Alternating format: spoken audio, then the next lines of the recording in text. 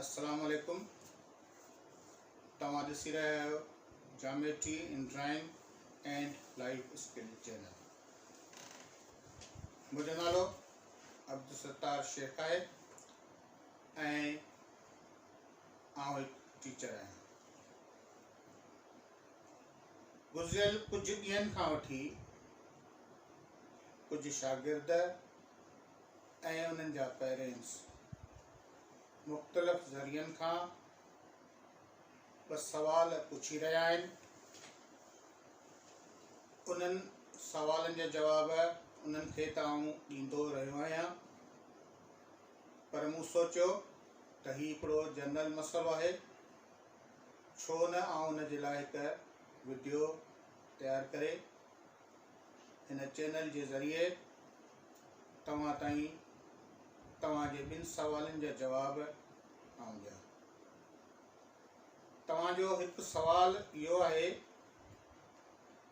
त स्कूल कॾहिं खुलंदा, ऐं ॿियो सवाल आहे त जेके एग्ज़ाम जो अनाउंस कयो वियो आहे त शागिर्द प्रोमोट कया वेंदा, छा वरी उन्हनि खां इम्तिहान वरितो वेंदो छा? इन्हनि ॿिन्ही सवालनि जा जवाब ॾियण लाइ आउं तव्हांजे साम्हूं अॼु मौजूदु आहियां। जेसीं ताईं एग्ज़ाम जो सवाल आहे त गवर्नमेंट जेको फ़ैसिलो करे चुकी आहे उन ते अॼु ॾींहं ताईं क़ाइमु आहे। जिन बि शागिर्दनि खे प्रोमोट कयो वियो आहे उहे प्रोमोट ई आहिनि। जीअं मिसाल जे तौर ते पहिरीं क्लास खां 8वीं क्लास वारनि शागिर्दनि खे संदनि मथियनि क्लासनि में बिना कंहिं इम्तिहान जे प्रोमोट कयो वियो आहे। अहिड़े तरीक़े सां जेके शागिर्द 9वीं क्लास में पढ़ंदा हुआ उन्हनि खे बिना इम्तिहान जे 10वीं क्लास में प्रोमोट कयो वियो आहे। हाणे सवाल इहो पैदा थिए थो हिते त जेके शागिर्द 9वीं क्लास में पढ़ंदा हुआ उन्हनि जो बोर्ड जो एग्ज़ाम हो, बिना एग्ज़ाम जे हू 10वीं क्लास में हलिया विया त उन्हनि जे 9 जूं मार्कूं कीअं काउंट थींदियूं?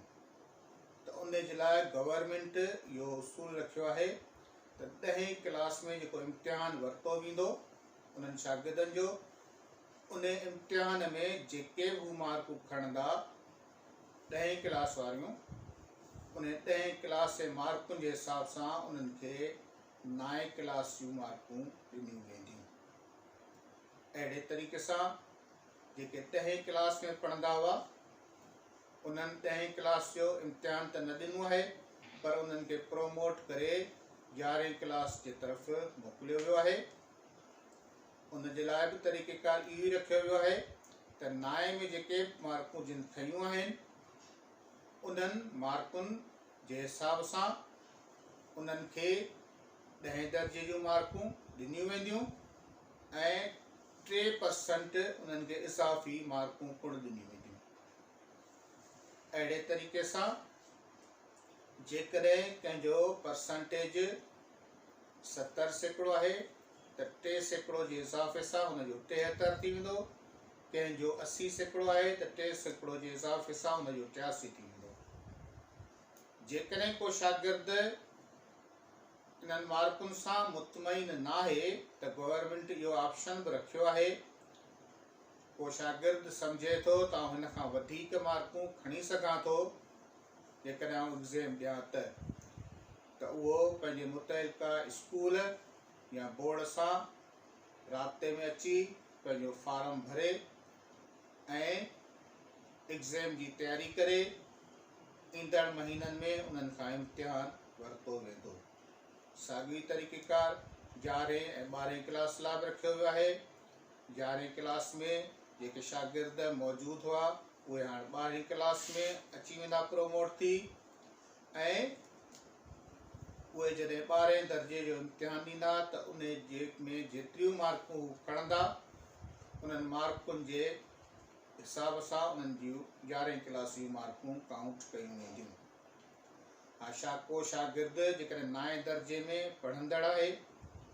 पढ़ंदो हो ऐं गुज़िरियल इम्तिहान में कुझु पेपरनि में फेल थियो, 10 में पहुची वियो हो, हाणे उनखे 10हीं क्लास में 9 जा रहियल पेपर, फेल थियल पेपर ऐं 10 जा पेपर गॾे ॾियणा हुआ, त उन्हनि शागिर्दनि खे, फेल थियल शागिर्दनि खे 33 मार्कूं ॾेई पास मार्कूं उन्हनि खे अॻिते प्रोमोट कयो वियो आहे। जिन शागिर्दनि जेके इम्तिहाननि में न पढ़ंदा हुआ कंहिं स्कूल में, न प्राइवेट इदारे में, न कंहिं गवर्नमेंट इदारे में, सिर्फ़ु प्राइवेट तौरु फार्म भरियो, जेके 9 में हुआ उन्हनि खे 10 में प्रोमोट कयो वियो आहे विदाउट इम्तिहान जे। अहिड़े तरीक़े सां जेके 10 में हुआ उन्हनि खे 9 जे हिसाब सां, 9 जे परसेंटेज जे हिसाब सां मार्कूं ॾेई उन्हनि खे पास कयो वियो आहे। साॻी रीति 11 12 में बि इहो ई सिस्टम रखियो वियो आहे। प्राइवेट वारा जेके बि शागिर्द जिन सिर्फ़ु एग्ज़ाम लाइ फार्म भरिया हुआ उहे पास कया विया आहिनि। या 12 दर्जे में जेके मार्कूं उहे काउंट कयूं वेंदियूं जेके हुन फर्स्ट ईयर में मार्कूं खयूं हूंदियूं। जेकॾहिं कंहिं फर्स्ट ईयर में कंहिं सब्जेक्ट में फेल हूंदो त उनखे 33 मार्कूं ॾेई पास कयो वियो आहे ऐं पास थियण खां पोइ उन जूं मार्कूं परसेंटेज कढी 12 जूं मार्कूं उनखे ॾिनियूं वेंदियूं ऐं साॻी रीति 3% उन में इज़ाफ़ी मार्कूं पिणु ॾिनियूं वेंदियूं।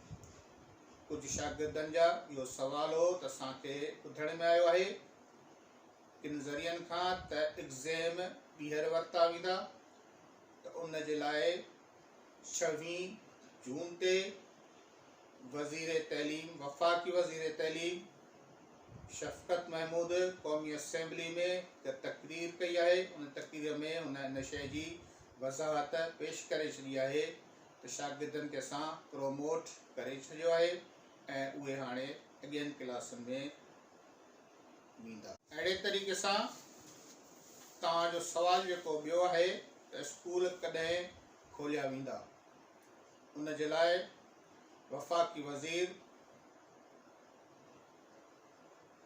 शफ़क़त महमूद हिकु इजलास 2 जुलाई ते सॾायो आहे, जंहिंमें सूबनि खां बि राय वरिती पई वञे त स्कूल कॾहिं ऐं कहिड़ी रीति खोलिया वञनि। उन इजलास में इन ॻाल्हि जो फ़ैसिलो कयो वेंदो। जिते हद ताईं हिकु मुंहिंजो अंदाज़ो आहे या जिन कुझु ज़रियनि खां जेका मूंखे ख़बर पई आहे उहा तव्हां सां ई शेयर कंदो हलां थो त मुंहिंजे अंदाज़े मूजिबि 15 जुलाई खां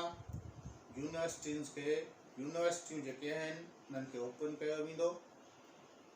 ॿिए मरहले में कॉलेज शुरू कया वेंदा, उन्हनि ॿिन्ही खे वॉच कयो वेंदो ऐं उन्हनि जी रिज़ल्ट जी बुनियाद ते उन खां पोइ हाई स्कूल या प्राइमरी स्कूलनि खे खोलण जो ऐलान कयो वेंदो।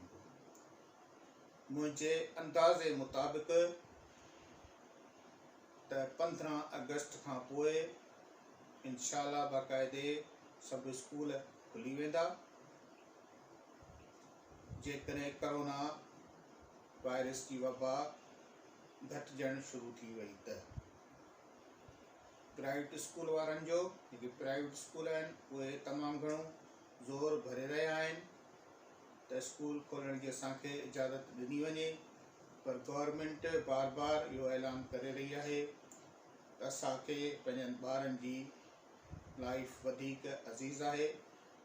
हालांकि उन्हनि जे तइलीम जो नुक़सानु थी रहियो आहे, पर इहो नुक़सानु पूरो थी सघे थो।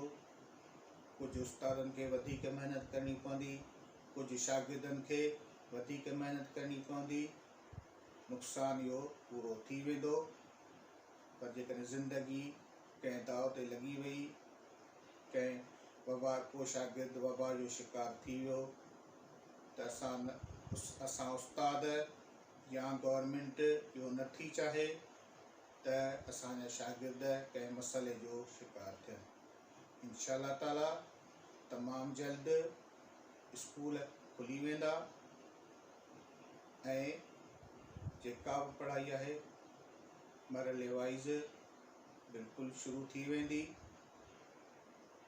ऐं एग्ज़ाम जे बारे में हिकु ॻाल्हि मूं तव्हांखे ॿुधाई त ॿीहर एग्ज़ाम हाणे कोन वरितो वेंदो, उनजी बाक़ाइदा हिकिड़ी न्यूज़ अची चुकी आहे। एग्ज़ाम कोन वरितो वेंदो ऐं तमामु जल्द स्कूल खोलिया वेंदा। 2 तारीख़ कहिड़ो फ़ैसिलो थिए थो उन जे सिलसिले में बि आउं तव्हांखे वीडियो जी सूरत में आगाह कंदुसि त 2 जुलाई ते कहिड़ो फ़ैसिलो कयो वियो आहे।